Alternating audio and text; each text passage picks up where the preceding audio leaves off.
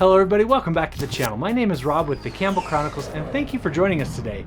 Here on this channel we discuss all things family, travel, and Disney, and so if any of those are of value to you, definitely consider subscribing because we got a bunch of good plans for you in the future you're not going to want to miss out. As mentioned, here on this channel we discuss all things family, travel, and Disney, and if you know us by now, you know that we bought into the Disney Vacation Club a few years back, and we've been loving it. We've been a bunch of times, we've been having a lot of fun, made some great memories. However, there's a few things that I wish I would have known before buying into DVC, and I thought it would be a good idea to come to you with a list today of 3 things that you're going to want to consider before buying into the Disney Vacation Club. Before we get started with the list of 3 things that you're going to want to know, definitely hit the like button, subscribe, and let us know in the comments below. Are you a DVC member? Is it something you're on the fence about, or maybe you're trying to figure out whether or not it's right for you? Put in the comments. Any questions also put in the comments. I'd be happy to get back to you. Just let me know. Now, buying the Disney Vacation Club is not something you should take lightly. It's a big investment. It's a lot of money for some folks. And so if you're ready to move on and move up and buy your first DVC contract, there's a few things you should know before you go in. Number 1, kind of what I've talked about on other videos that I've had. Know your family. Know your likes and your dislikes. Know what you want, and then also know how many points you are going to need. That being said, take a look at when you like to vacation, whether it's spring, fall, winter, because the Disney Vacation Club resorts have different point charts for different times of the year. You're going to want to take a close look at those and know where you want to stay when you like to vacation. You also know how many people you have. Do you have 1 or 2 kids? Do you have more? You just need a bed for yourself and maybe your partner. That's something you need to consider.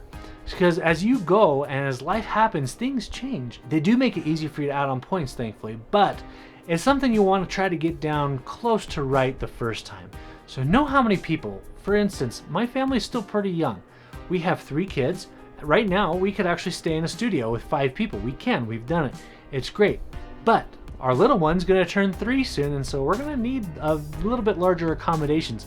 We're gonna have to move up to that 1-bedroom category here real soon. And so that's something you need to consider. As life goes on, your changes, your likes and dislikes are gonna change.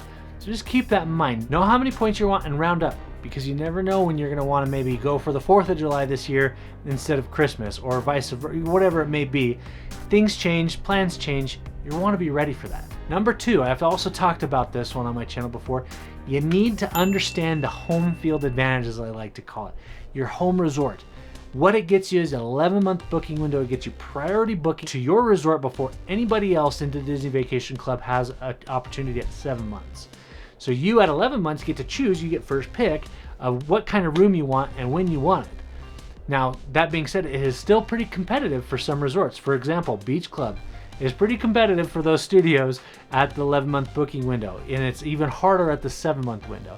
So if you really like that Beach Club studio, you better probably own there, or you might get lucky later on with a cancellation or something, but it's going to be very difficult to get into if you're not an owner there. That being said, it's not impossible, but don't be disappointed when you haven't stayed there 10 years into your contract and you really want to go. But just know that 11 months is huge. So buy where you want to stay. That's a term that I've thrown out here. That's a term that's out there in the community. Buy where you want to stay. That is huge. And number 3, I've talked a little bit about this already on my channel, is direct versus resale. When we bought, we did buy direct. I knew there was a resale market, but I didn't know to what extent the resale market, how big it was, what was out there, how many different companies sold. One of the companies I'm partnered with, DVC Shop, has one. There's a bunch of others. So the fact of the matter is that you can save a lot of money by buying resale. Now, all that's going to get you is a room. Okay, you're going to get your accommodations. That's it. Buying resale, just a room. However, when you buy direct, you can partake in some of the perks that they have to offer. Now, let me be very clear though. Do not buy for perks, okay? Perks in the contract, as it reads, can come and go. They are not here to stay. When DVC first opened, a little while after they first opened, they actually were offering free park tickets to people as incentive for them to buy into the Disney Vacation Club. Like yearly, they could come yearly on those park tickets. And eventually they got rid of that. And there was a lot of unhappy people, but it is specifically written in the contract that these are able to come and go at will of Disney. So keep that in mind, okay? Don't buy for perks. That being said, though, there are a lot of good perks out there. There's discounts in the parks. There's special Moonlight Magic events that are sure to come back. There's a lot of good things that you can get from having that blue card. Discounts most of the time is what it comes up to, but they're everywhere. More recently, we was actually able to get a discount on the Very Merry Time Christmas Party at the Magic Kingdom. Something that wasn't big, but hey, if it's a discount, it's a discount. You can take advantage of it if you have that blue card. Now, a term that you might hear while I'm talking about the blue card versus the white card, what are they? Well, put simply, the blue card is going to be direct sales, where the white card is going to be a contract from the resale market. So that's going to about wrap it up for us today as far as 3 things that you need to consider when buying into the Disney Vacation Club. Just know that there's a lot more out there. I just wanted to come out and throw this quick video out there for you though.